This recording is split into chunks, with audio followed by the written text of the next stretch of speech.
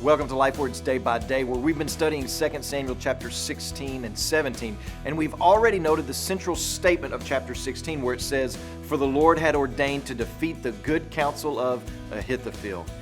And we've said that's a statement of God's providence, but how does the providence play out? Well, that's what we're going to see over the next several weeks in chapters 17 and 18. But for our purposes today, I want you to take note that God can use the foolishness of haters, which always brings up an interesting ethical question, because within this text, we see spycraft and deception.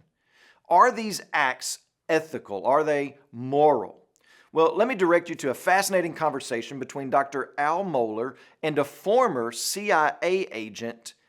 The podcast is called Thinking in Public, and the name of the particular episode is Spycraft and Soulcraft on the Front Lines of History.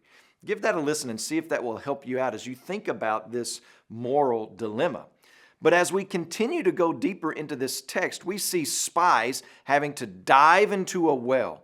We see the craftiness of a wife spreading grain over the well to make it appear as if nothing was underneath. It's a whale of a story that we have going on here.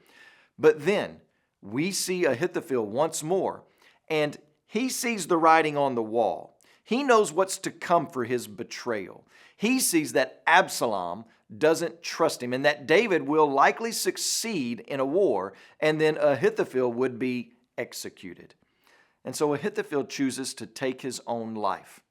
And then we get this geographical bit of information so that we know where Absalom's army is. They are in the land of Gilead, east of the Jordan River, which has been in the past favorable to anti-David campaigns. But David and his crew are a bit south of Gilead, still pretty close to Absalom's camp in the region of Mahanaim, and there they find favorable company where they are provided beds, bathrooms, pots, pans, food, refreshment, all the stuff. And it all makes you wonder if it wasn't this very statement and this very treatment that inspired David to write, "You prepare a table before me in the presence of my enemies."